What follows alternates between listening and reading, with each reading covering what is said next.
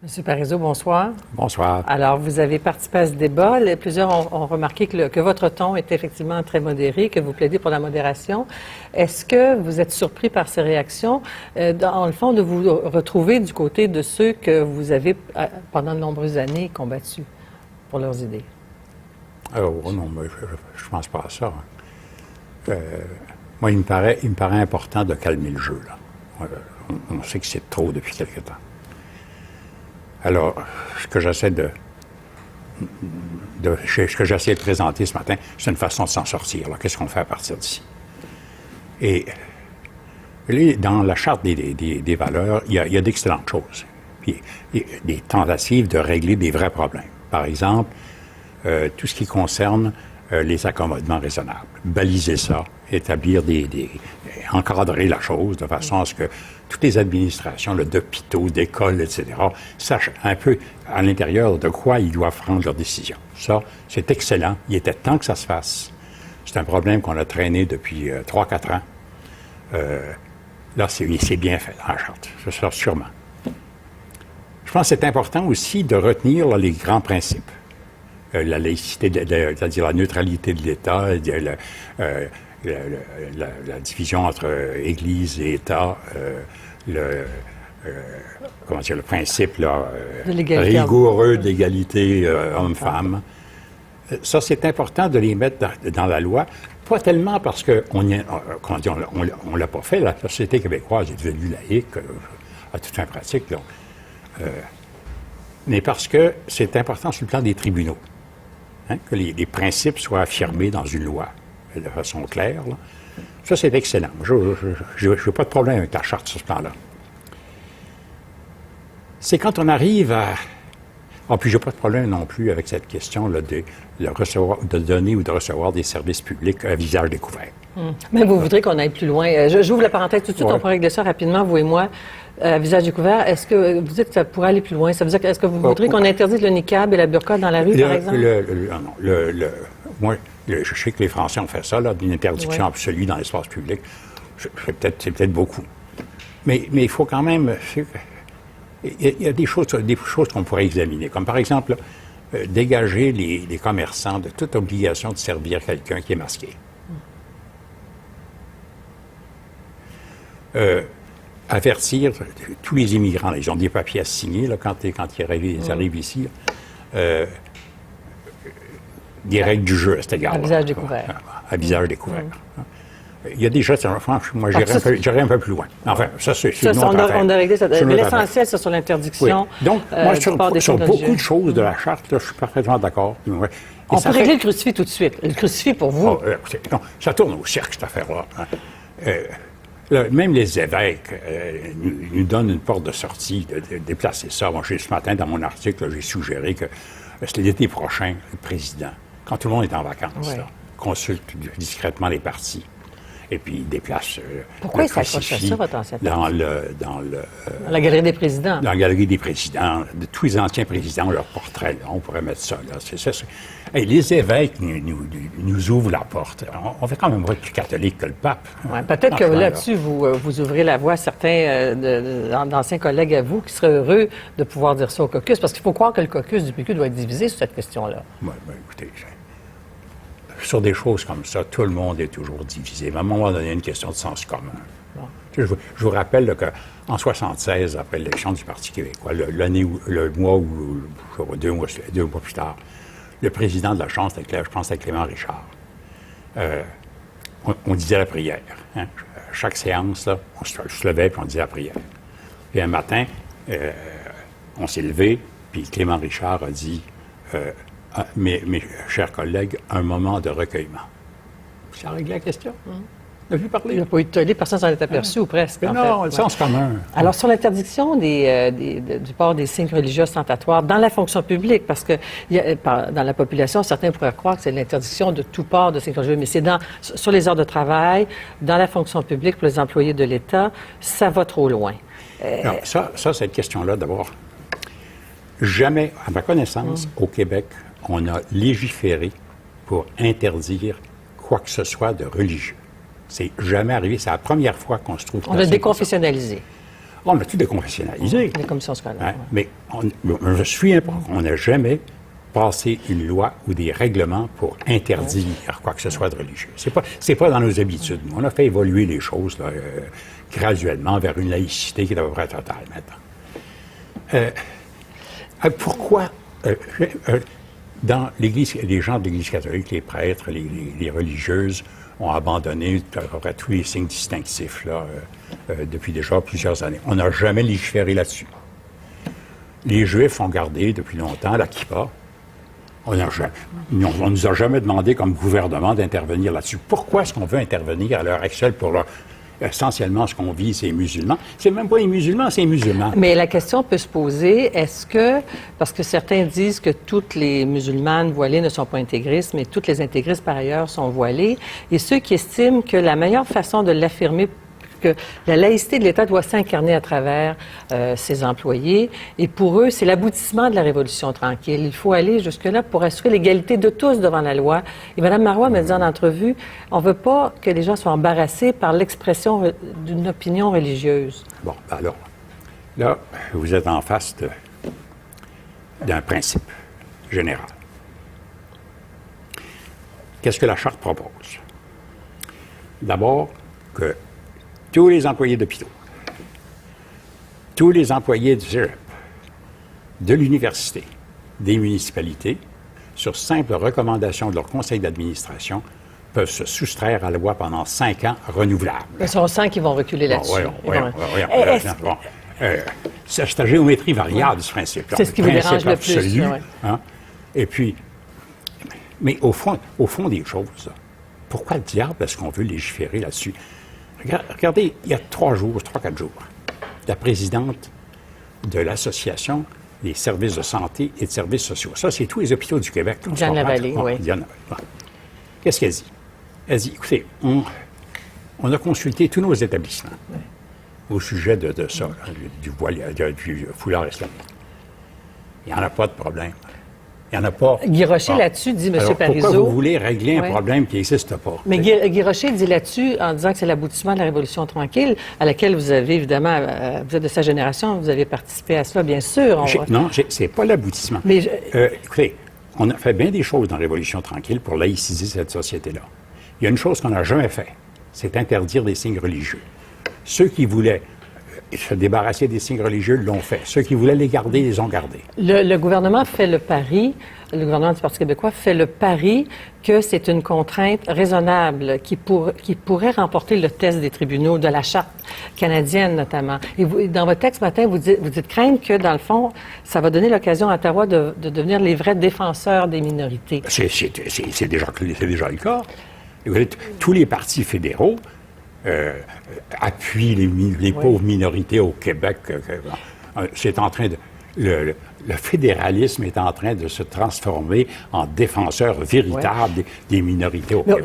On n'a pas idée de se mettre dans une situation comme ça. Non, mais est-ce que c'est pas déjà un peu le cas, d'une certaine manière, au nom de la Charte des droits, qui sacralise les droits individuels et qui risque d'atomiser ou d'empêcher, parce que ça a été votre combat depuis toujours, de bâtir un projet collectif pour le Québec, quand vous vous êtes battu pour la souveraineté, un projet identitaire, que ce soit la langue ou autre. Et donc, est-ce que le fait de se replier vers la reconnaissance des droits individuels par rapport à la possibilité d'avoir un projet collectif, c'est pas un peu en paradoxe avec votre parcours? Bien, non, il n'y a rien de paradoxal à ça.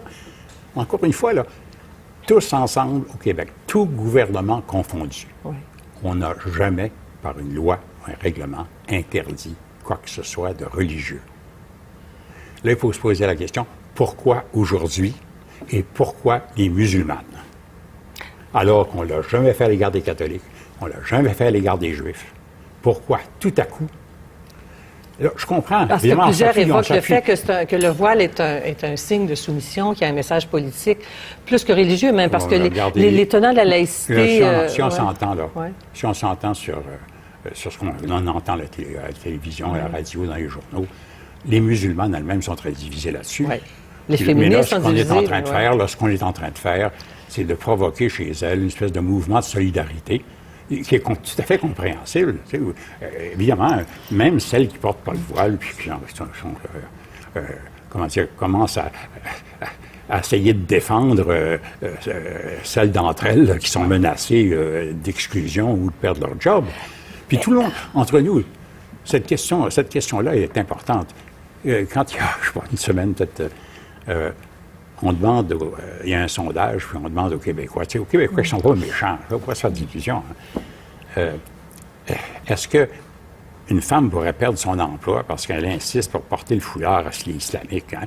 Les trois quarts, je pense que c'est 77 disent « Ah ben non, ça, c'est pas correct. » Alors, si le gouvernement, en maintenant son projet, en ne reculant pas là-dessus, offrait plutôt des mesures transitoires en disant personne ne va perdre son emploi et dans 5-10 ans, par attrition ou autrement, ça va... Est-ce que ça serait un compromis pour vous? 5-10 ans. Non, je vous pose la question. Non. Mais non, ça, c'est compliqué la vie. À part ça, comment vous allez vérifier ça dans 5-10 ans? Demander des papiers d'identité? Non, vraiment, là. Est-ce qu'on pourrait simplement procéder comme on a toujours procédé au Québec pour régler ces choses-là? Et calmer le jeu. Moi, je trouve qu'on prend tous les éléments là, qui font consensus dans la Charte des droits. Pour ce qui a trait au signe ostentatoire. Au signe ostentatoire, on adopte les recommandations de Bouchard-Taylor, c'est-à-dire seulement ceux qui ont un pouvoir de contrainte, les policiers, les juges, etc. OK. Est-ce qu'au fond, votre démarche n'est pas d'offrir au gouvernement une sortie de crise élégante? C'est ce que j'essaie de faire. Vous ne leur avez pas parlé? Avez-vous parlé à Mme Marois? Non, je n'ai pas parlé à Mme Marois. Ni M. Drainville? M. Drainville, oui, il y a longtemps, pas récemment. Donc, vous voulez offrir au gouvernement une sortie de crise élégante? Moi, je pense, là, j'essaie de trouver quelque chose de raisonnable qui fait que ça puisse être accepté par tout le monde et puis qu'on ne renonce pas de la façon très québécoise depuis la Révolution tranquille de régler ces choses-là. Et certains l'ont vu, je sais que la question vous a été posée, dis-je, mais les gens qui ont à l'esprit votre déclaration de 95, l'argent et les votes ethniques, on pouvait y voir votre colère devant le fait que des minorités aient pu décider l'issue du référendum et qu'aujourd'hui, votre intervention pourrait être une sorte de rédemption par rapport à cette déclaration. Non, mais on ne sait jamais. Mais je vous pose la question. Je ne suis pas la première à vous la poser. Ça, c'était une déclaration. D'accord. Mais j'ai jamais été associé, ni comme ministre des Finances, ni comme premier ministre, j'ai jamais été associé à une démarche pour interdire quoi que ce soit de religieux. Est-ce que, parce que Mme Mourani s'est fait un peu la porte-parole de gens qui lui disent dans la rue, ce projet-là, c'est du nationalisme ethnique. Est-ce que vous êtes d'accord avec ceux qui décrivent ce projet-là comme du nationalisme ethnique? D'abord, non. On est en train de lui faire le même coup qu'on m'a fait, moi, avec ma déclaration. Non, elle dit que les gens, elle dit qu'elle entend ça. Qu'elle entend ça, c'est pas pareil. Oui, mais elle a dit qu'elle a rapporté ça. Là, ça fait 3 émissions que je fais aujourd'hui, puis ça devait être 2 fois qu'on me dit « Mme Mourani a dit que... » Non, je dis pas ça. Mais je veux savoir si vous êtes d'accord avec ceux sur le terrain, les immigrants ou d'autres, peu importe qui ils sont, qui disent que c'est du nationalisme ethnique, ce projet de charte. Non, mais... Écoutez, on vit là, depuis 3 semaines dans l'exagération. Okay. Ça charrie de tous les côtés. Moi, tout ce que j'essaie de faire, là, c'est qu'on cesse de s'exciter à ce point-là. Écoutez, c'est vraiment ce qui passe sur les médias sociaux, c'est vraiment pas drôle de ce temps-ci. Puis les gens qui commencent à s'injurier dans la rue, là, minute, là, est-ce qu'on peut se calmer? Vous évoquez Bouchard-Taylor maintenant, mais j'ai quand même relu vos déclarations, une entrevue entre autres au Journal de Montréal quand Bouchard-Taylor est sorti. Vous étiez très critique à l'endroit de Bouchard-Taylor, notamment sur le regard qu'il portait sur les Canadiens français, disiez-vous, et que ce serait bon pour la filière 13. Comment aujourd'hui vous devenez d'accord avec leur constat, leur diagnostic ou de leur... Non, je suis d'accord avec une proposition de ce rapport-là qui me paraît utile pour essayer de régler le problème. Maintenant, je ne vais pas revenir sur tout le rapport Bouchard-Taylor. C'est une autre paire de manches. Ouais. Je prends un morceau puis j'essaie de l'introduire dans une proposition générale raisonnable. Pour le moment, une forme d'étapisme, dans le fond, c'est un pas en avant. Quand j'ai dit pour le moment, c'est que moi, je reste préoccupé par cette question de l'école au Québec. C'est pas juste une question de foulard, là, c'est beaucoup plus vaste que ça. Dans tous les pays du monde, l'identité du citoyen, c'est à l'école que ça se forme. Puis nous, on est vraiment mal pris, là, depuis longtemps, depuis la Constitution de 1867. On est forcé d'avoir deux systèmes publics d'enseignement. Ce qui est inédit, ça n'existe pas, ce genre de choses-là. De deux cultures différentes, de deux langues différentes, puis en plus de ça, on a un vaste réseau d'écoles privées, habituellement religieuses, en tout genre, puis on n'a pas à moindre idée de ce qui se passe là-dedans. Comment voulez-vous, former l'identité québécoise avec un système comme ça?